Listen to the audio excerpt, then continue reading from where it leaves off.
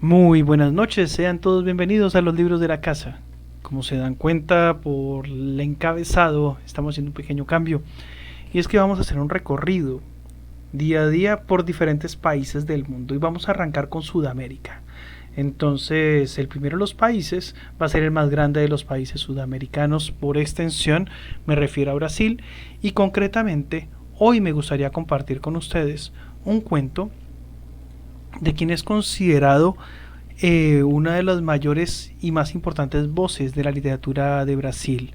Me refiero a Joaquim María Machado de Assis, quien escribió en prácticamente todos los géneros literarios, es decir, pasó por la poesía, la novela, la crónica, el cuento, hizo teatro, hizo periódicos, bueno, noticias de diferente tipo, crítica literaria, con obras de gran envergadura como As Forcas Caudinas y participó en películas como Memorias Póstumas y Capitu.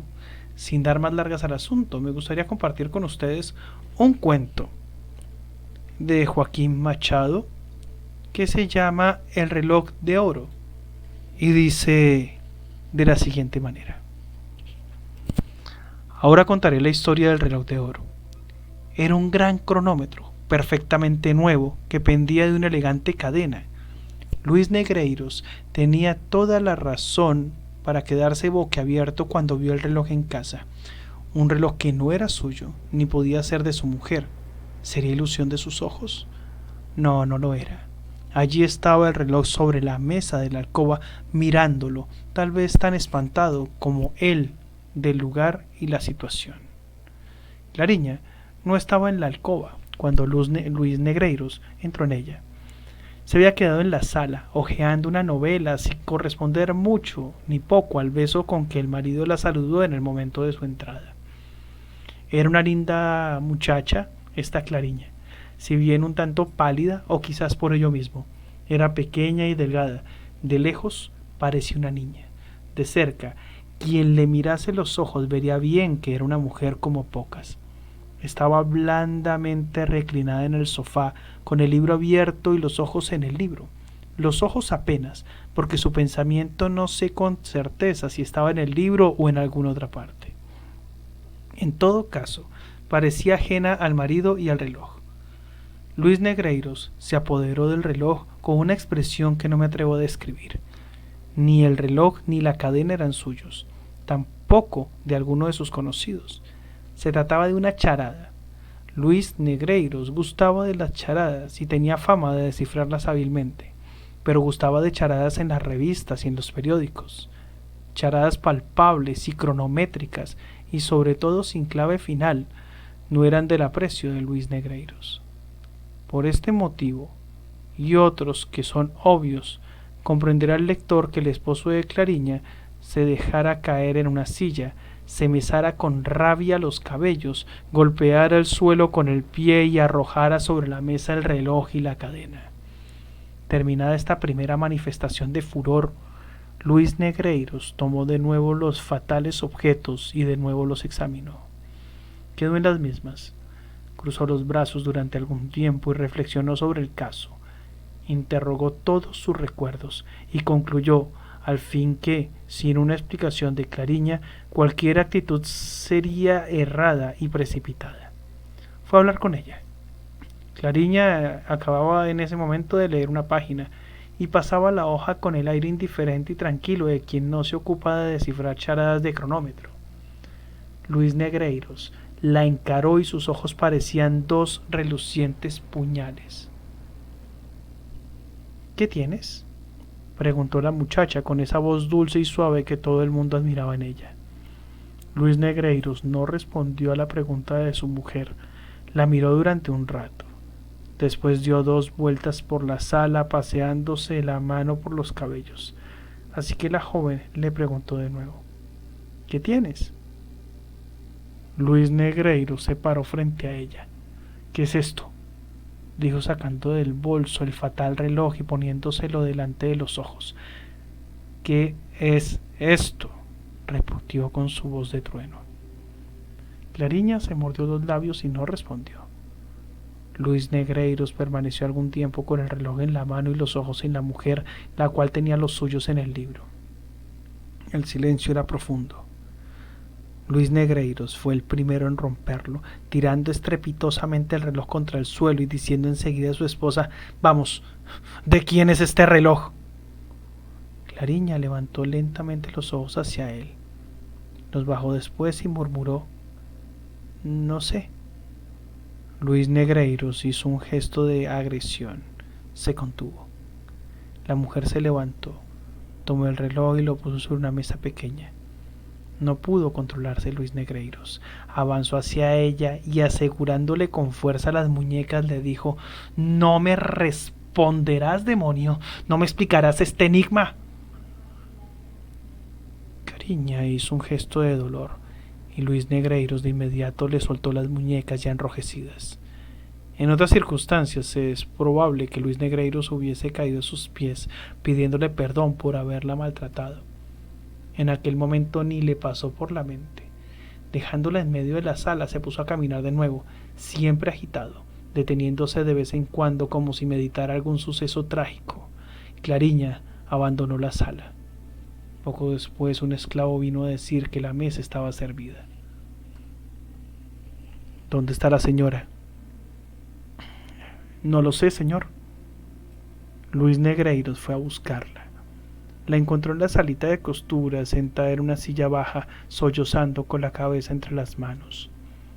Al escuchar el ruido de la puerta que se cerraba, Clariña levantó la cabeza y Luis Negreiros pudo ver su rostro húmedo de lágrimas. Esta situación resultó peor que la de la sala. Luis Negreiros no podía ver llorar a ninguna mujer, en especial a la suya. Iba a enjugarle las lágrimas con un beso, mas reprimió el gesto y avanzó frío hacia ella. Aproximando una silla, se sentó frente a Clariña. «Estoy tranquilo, como ves», dijo. «Respóndeme lo que te pregunté con la franqueza que siempre tuviste conmigo. No te acuso ni sospecho nada de ti. Simplemente quisiera saber cómo fue a parar allí aquel reloj. ¿Acaso tu padre lo olvidó aquí?». «No». «Pero entonces…». «No me preguntes nada», exclamó Clariña. «No sé por qué está aquí ese reloj. No sé de quién es, déjame». «Es demasiado», bramó Luis Negreiros, levantándose y tirando al suelo la silla. Clariña se estremeció y permaneció quieta en su sitio. La situación se tornaba cada vez más grave. Luis Negreiros paseaba más agitado a cada momento, girando los ojos en las órbitas, dando la impresión de que en cualquier instante se arrojaría sobre la infeliz esposa. Esta, con los codos en el regazo y la cabeza entre las manos, tenía los ojos clavados en la pared. Transcurrió cerca de un cuarto de hora. Luis Negreiros se disponía a interrogar de nuevo a su esposa cuando oyó la voz de su suegro, que subía la escalera gritando: Luis! ¡Luis! ¡Viejo mandarín!». «Aquí viene tu padre», dijo Luis. «Me las pagarás luego». Salió de la sala de costura y fue a recibir a su suegro, que ya estaba en la mitad de la sala, haciendo girar el paraguas con grave riesgo de los jarrones y el candelabro. «¿Estaban durmiendo?». «No, señor, estábamos conversando». «¿Conversando?», repitió Meireles, y agregó para sí mismo: «discutiendo, seguramente». «Precisamente ahora vamos a comer», dijo Luis Negreiros. «¿Nos acompaña?». «No vine acá por cosa distinta», replicó Meireles. «Ceno aquí hoy y mañana también. No me convidaste, pero es igual». «No lo convidé». «Sí. ¿No cumples años mañana?». Es verdad». No había razón aparente para que, luego de decir estas palabras con un tono lúgubre, Luis Negreiros las repitiese, pero ahora con un tono descomunalmente alegre. «¡Ah! ¡Es verdad!». Meireles, que ya se dirigía a colgar el sombrero en un perchero del corredor, volvióse espantado hacia el yerno, en cuyo rostro leyó la más franca, súbita e inexplicable alegría. «¿Estás loco?», murmuró Meireles. «Vamos a comer», gritó el yerno, metiéndose por el interior de la casa, mientras que Meireles, siguiendo por el pasillo, iba a dar al comedor. Luis Negreiros fue en busca de su mujer a la sala de costura y la encontró de pie, arreglándose los cabellos frente a un espejo. Gracias, dijo. La joven lo miró asombrada. Gracias, repitió Luis Negreiros. Gracias y perdóname. Y diciendo esto trató de abrazarla, pero la joven, con un gesto digno, rechazó el intento del marido y se dirigió al comedor. Tiene razón, murmuró Luis Negreiros. Pero después estaban los tres sentados a la mesa y fue servida la sopa que Meireles le supo, como era natural, a hielo. Ya iba a hacer un discurso respecto a la desidia de los criados cuando Luis Negreiros confesó que todo era culpa suya, porque la cena estaba hacía tiempo en la mesa. La declaración solo consiguió mudar el asunto del discurso, que versó ahora sobre esa cosa terrible que es una cena recalentada. Meireles era un hombre alegre, travieso, acaso demasiado frívolo para su edad, pero con todo interesante. Luis Negreiros le tenía mucho afecto y veía correspondido ese cariño de pariente y de amigo, tanto más sincero si se piensa que Meireles solo accedió tarde y de mala gana al matrimonio de su hija. Duró el noviazgo cerca de 4 años, de los cuales el padre de Clariña invirtió más de 2 en meditar y resolver el asunto del casamiento. Al final dio su aprobación, y esto, decía él, más por las lágrimas de la hija que por los atributos del yerno. La causa de tan larga vacilación eran los hábitos poco austeros de Luis Negreiros, no los que mostró durante el noviazgo, sino los que había tenido antes y que bien podría volver a tener después. Meireles confesaba ingenuamente que había sido marido poco ejemplar y juzgaba que por eso mismo debía dar a la hija mejor esposo de lo que él fuera. Luis Negreiros desmintió las apreciaciones del suegro. El león impetuoso de antes se transformó en tranquilo cordero. Una amistad franca nació entre suegro y yerno, y Clariña se convirtió en una de las más envidiadas jóvenes de la ciudad. Y era mayor el mérito de Luis Negreiros si se piensa que no le faltaban tentaciones.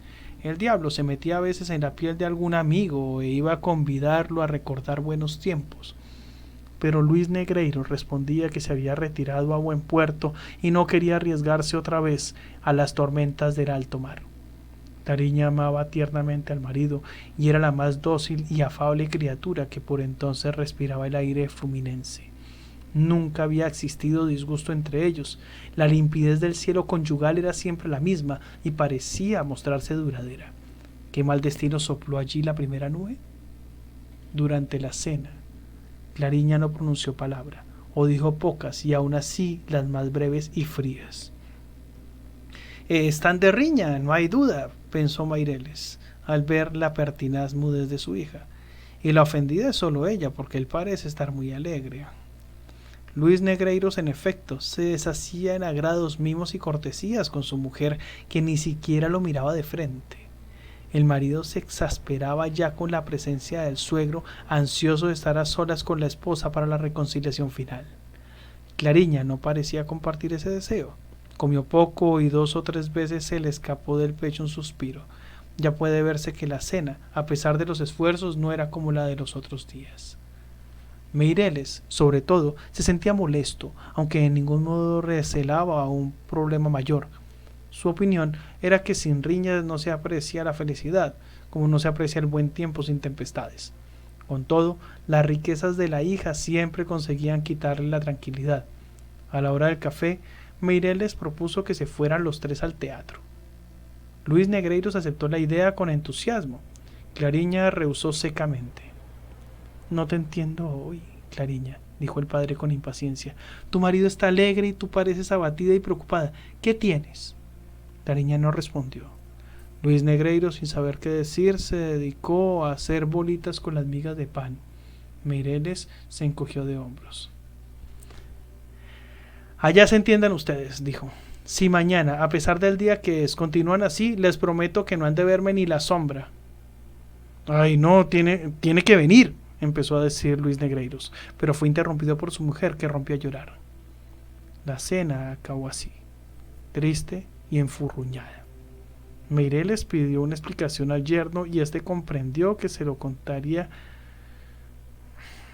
debía contar todo en una mejor ocasión. Poco después salía el padre de Clariña insistiendo de nuevo en que, de hallarse al día siguiente en el mismo estado, jamás volvería a aquella casa, y que si existía algo peor que una cena fría o recalentada, era una cena mal digerida.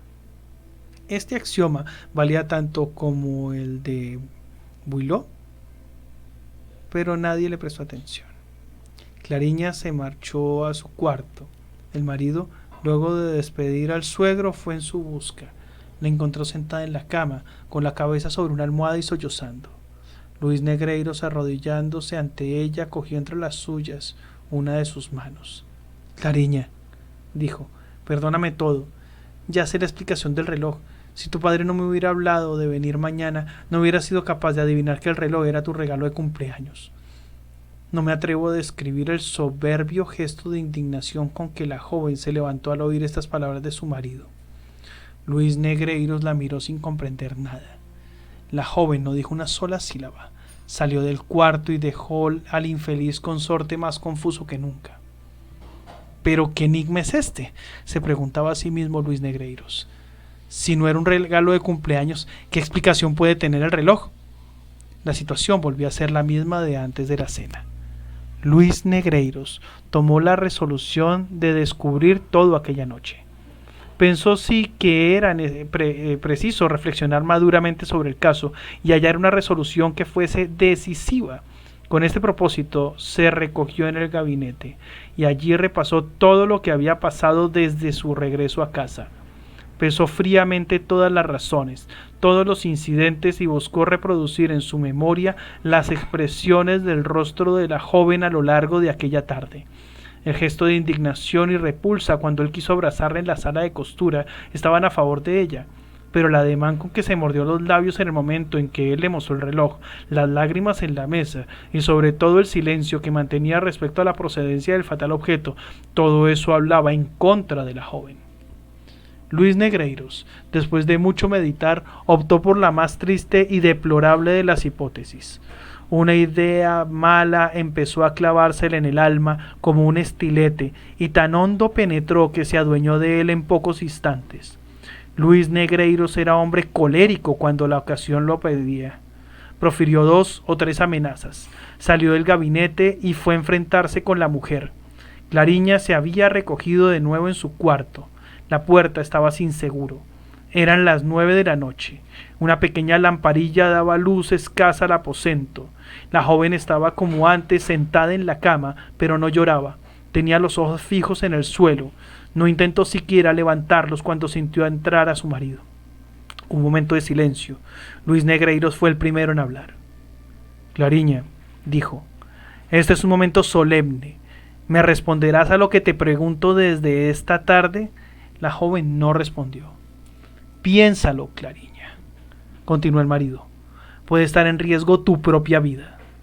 La joven se encogió de hombros. Una nube cruzó por los ojos de Luis Negreiros. El infeliz marido lanzó las manos al cuello de la esposa y rugió: «¡Responde, demonio, o mueres!».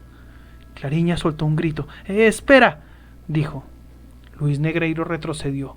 «Mátame», dijo ella, «pero lee esto primero. Cuando esta carta llegó a tu oficina, ya tú te habías ido. Me lo dijo el mensajero que la trajo». Luis Negreiros recibió la carta. Se acercó a la lamparilla y leyó estupefacto estas líneas: «Mi bebé, sé que mañana cumples años, te envío este recuerdo. Tu Ceperina».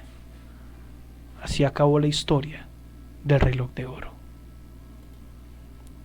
Bueno, y con esto cerramos los libros de la casa por la noche de hoy, haciendo un homenaje a la literatura latinoamericana y enviándoles un abrazo gigante. Recuerden, todos los días a las 7 de la noche, aquí, en los libros de la casa.